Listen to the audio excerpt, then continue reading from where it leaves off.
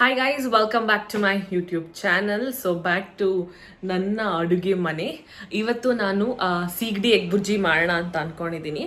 And ನಾನು actually YouTube ನೋಡ್ಕೊಂಡೇ ಮಾಡೋದು. ನಾನು ಯೂಟ್ಯೂಬಲ್ಲಿ ಸರ್ಚ್ ಮಾಡಿದಾಗ ತುಂಬ ಕಮ್ಮಿ ವೀಡಿಯೋ ಸಿಕ್ತು. ಅದಕ್ಕೆ ಯಾಕೆ ಫೋನ್ ಶೇಕ್ ಮಾಡ್ತಾ ಇದ್ದೀನಿ. ಓಕೆ, ಸೊ ಅದಕ್ಕೆ ನಾನು ಅಂದ್ಕೊಂಡೆ ನಾನೇ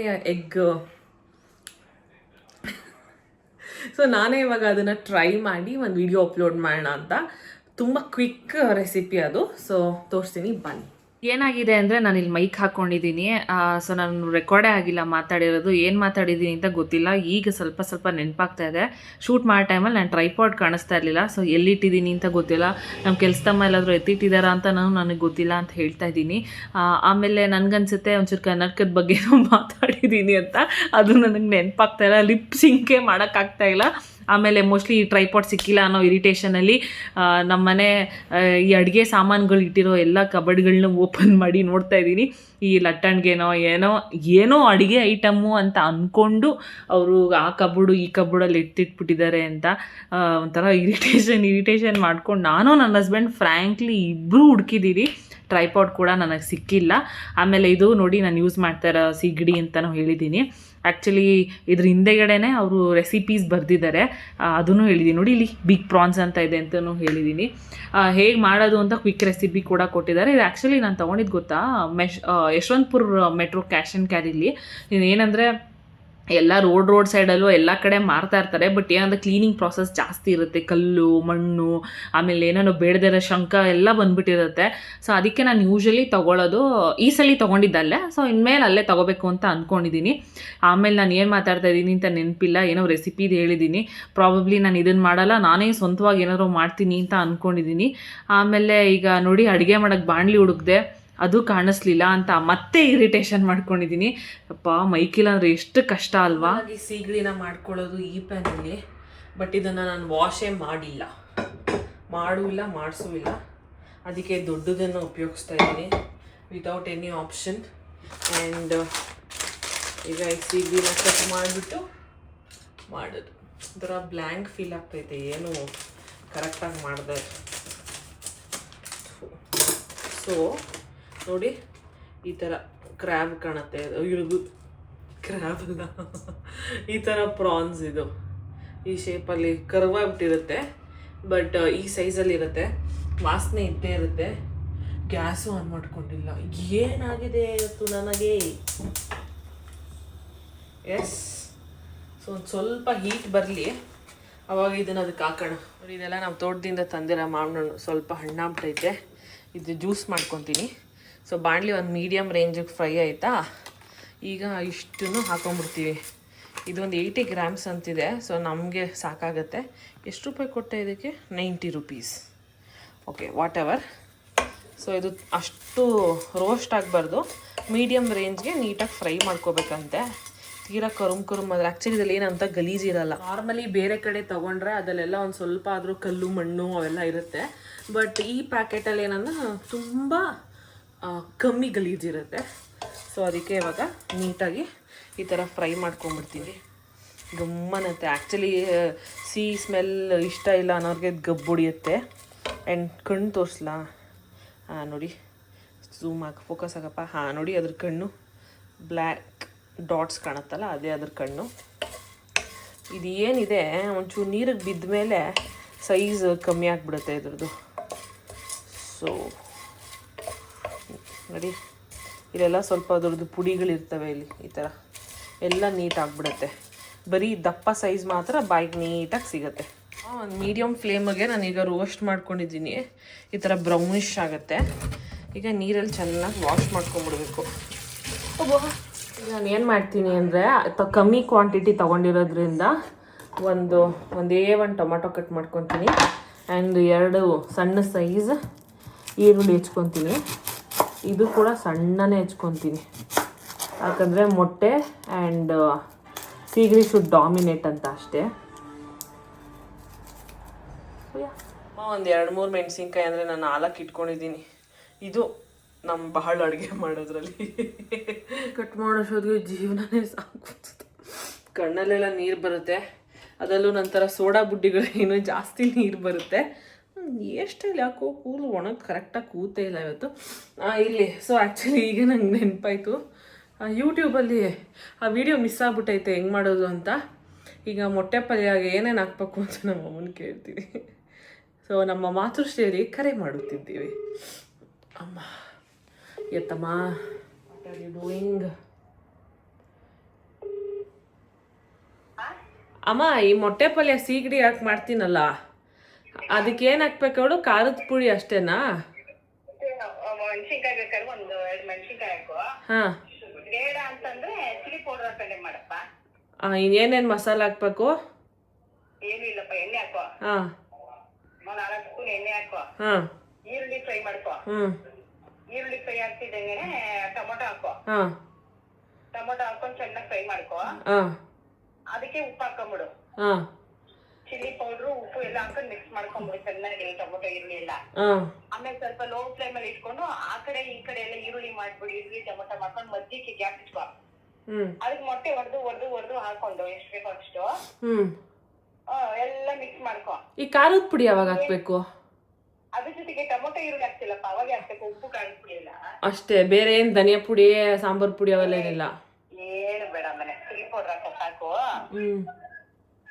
ಅದು ಹಾಕೊಂಡು ಮೊಟ್ಟೆ ಹೊಡೆದು ಹಾಕ್ಬಿಡ್ತೀಯಲ್ಲ ಪುಟ, ಅವಾಗೇನೆ ಸೀಗಡಿ ಹಾಕೊಂಡ್ಬಿಡು. ಓಕೆ, ಅವರೇ ಸೀಗಡಿ ಹಾಕೊಂಡು ಚೆನ್ನಾಗಿ ಎಲ್ಲ ಮಿಕ್ಸ್ ಮಾಡ್ಕೊಂಡ್ಬಿಡು. ಆಯ್ತಮ್ಮ, ಮಾಡ್ತೀನಿ ಹಂಗಂತ. ಹಾಂ, ಬಾಯ್.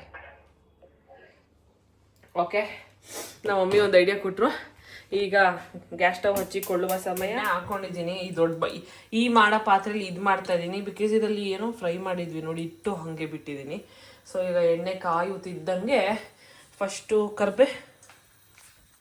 ನಮ್ಮ ಮಮ್ಮಿ ಎಲ್ಲನೂ ಕೇಳಿದೆ, ಈ ಕರ್ಬೇವಿನ ಸೊಪ್ಪೆಲ್ಲ ಹಾಕ್ಬೇಕಾಗಿ ಕೇಳಲೇ ಇಲ್ವಲ್ಲ? ಆ್ಯಕ್ಚುಲಿ ಏನು ಗೊತ್ತಾ, ಇದನ್ನು ಫ್ರ್ಯಾಂಕ್ಲಿ ನಾನು ಒಂದ್ಸತಿ ಮಾಡಿದ್ದೀನಿ, ನೆನಪಾಗ್ತಾ ಇಲ್ಲ ಅಷ್ಟೇ. ಕರ್ಬೇವಿನ ಸೊಪ್ಪು ನಮ್ಮ ಫ್ರಿಜ್ಜಲ್ಲಿ ಒಂದೊಂದು ಬುದ್ಧಿ ಇದ್ದಂಗೆ. ಏನು ಗುರುದು ಬಿರಿಯಾನಿ, ನನ್ನ ಫ್ರಿಜ್ಜಲ್ಲಿ ಬಿರಿಯಾನಿ ಇದೆ. ಬೇಗ ಮಾಡಬೇಕು, ಮನೇಲಿ ಭಾನುವಾರ ಬಾಡಿಸ್ಕೊಂಡು ತಿಂತಾ ಇರಬೇಕು. ಬಿರಿಯಾನಿ ಪಾರ್ಸಲ್ ತಂದಿದ್ದು ಎಷ್ಟು ದಿನ ಆಯ್ತು ಹಂಗಂದ್ರೆ? ಯಪ್ಪ. ಓಕೆ, ಬನ್ನಿ ಲೆಟ್ಸ್ ಫೋಕಸ್ ಆನ್ ಅಡುಗೆ ಡೂಯಿಂಗ್ ಟುಡೇ. ಈಗ ನಾನು ಈ ಥರ ಕರ್ಬೇವಿನ ಸೊಪ್ಪನ್ನ ಸ್ವಲ್ಪ ಡ್ರೈ ಮಾಡಿ ಇಟ್ಕೊತೀನಿ. ಕಾರಣ ಇಷ್ಟೇ, ಫ್ರಿಜ್ ತುಂಬ ಕೋಲ್ಡ್ ಇದ್ದಾಗ ಅದು ಇದಾಗ್ಬಿಡುತ್ತೆ. ಸೊ ಫಸ್ಟ್ ಬಂದು ಯಾವುದೇ ಥರ ಸಾಸಿವೆ ಬೇಡ ಅಲ್ವಾ, ಹಸಿಮೆಣಸಿನ್ಕಾಯಿ ಸ್ವಾಹ. ಶಿಟ್, ಬಾಂಬ್ ಬ್ಲಾಸ್ಟ್ ಆದಂಗೆ ಆಗ್ತಾಯಿದೆ. ಓಕೆ, ಆಮೇಲೆ ಕೊತ್ತಂಬರಿ, ಕರ್ಬೇವಿನ ಸೊಪ್ಪು ಸ್ವಾಹ ಫ್ರೈ ಆಗಲಿ. ಎಲ್ಲಿ ಅದು ಸೌಟು? ಎಲ್ಲಿ ಹಾಕೋಣ? ನಾನು ತುಂಬ ಡೀಸೆಂಟಾಗಿ ಹಾಕ್ತೀನಿ ಆಯಿತಾ ಇವೆಲ್ಲನೂ. ಈಗ ಸುಮ್ಮನೆ ಹಿಂಗೆ ಎತ್ಕೊಂಡು ಹಾಕ್ತಾ ಇರೋದು, ಯಾಕಂದರೆ ಎಲ್ಲನೂ ಒಬ್ಬಳೇ ಮ್ಯಾನೇಜ್ ಮಾಡಬೇಕಲ್ಲ. ಓಂ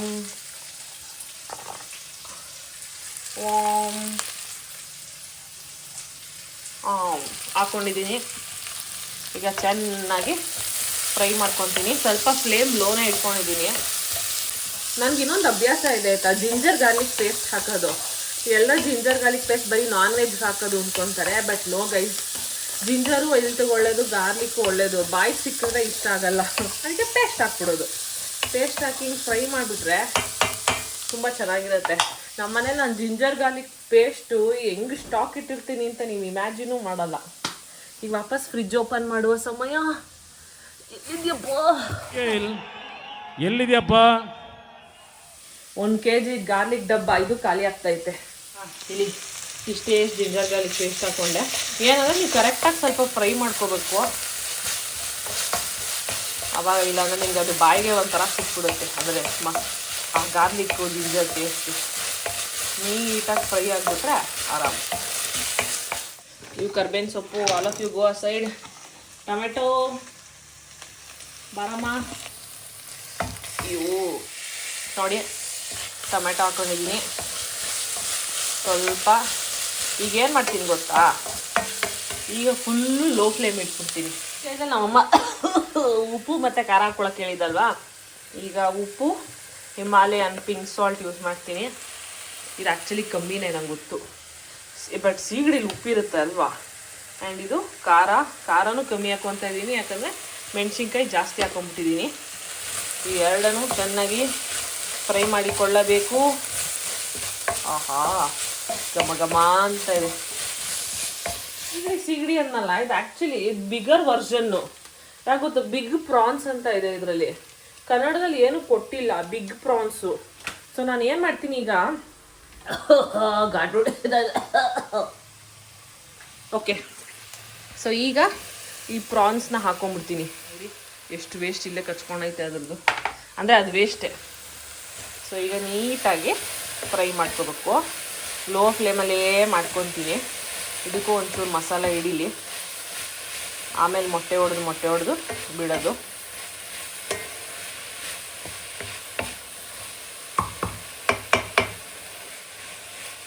ಇದೆಲ್ಲ ನಾನೇನು ಪ್ರೋ ಅಲ್ಲ, ಕೇಳ್ಕೊಂಡು ಮಾಡ್ತಿರೋದು.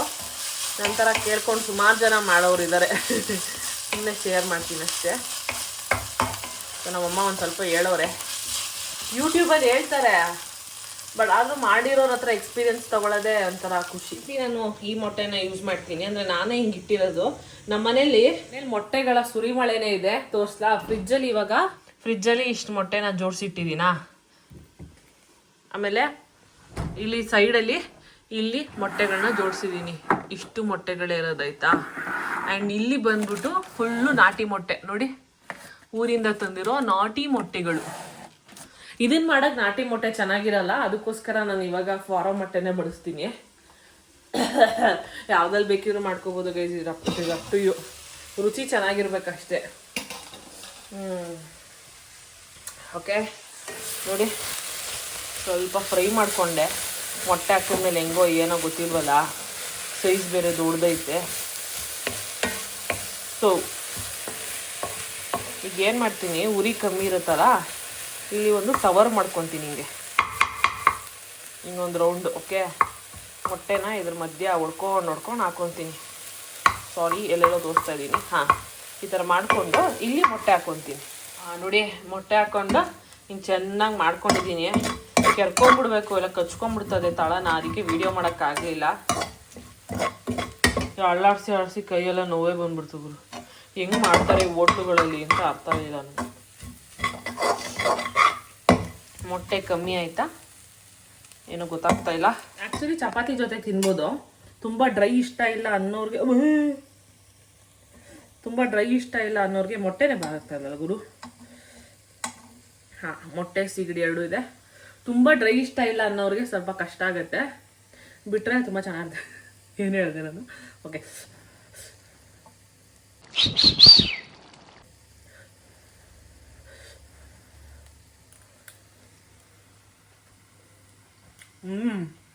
ಚಲೋ. ಕಣ್ಣು ಮುಚ್ಕೊಂಡು ಮೊಸರಿನ ಜೊತೆಗೆ ತಿನ್ಬೋದು, ಚಪಾತಿಗೂ ತಿನ್ಬೋದು. ಹೌದಾ? ಆ್ಯಕ್ಚುಲಿ ಈ ಥರ ದಪ್ಪ ಸಿಕ್ಕಿದ್ರೆ ಆ ಮೊಟ್ಟೆನೂ ಚೆನ್ನಾಗಿರುತ್ತೆ, ಆ ಕ್ರಂಚಿನೆಸ್ಸು ಚೆನ್ನಾಗಿರುತ್ತೆ.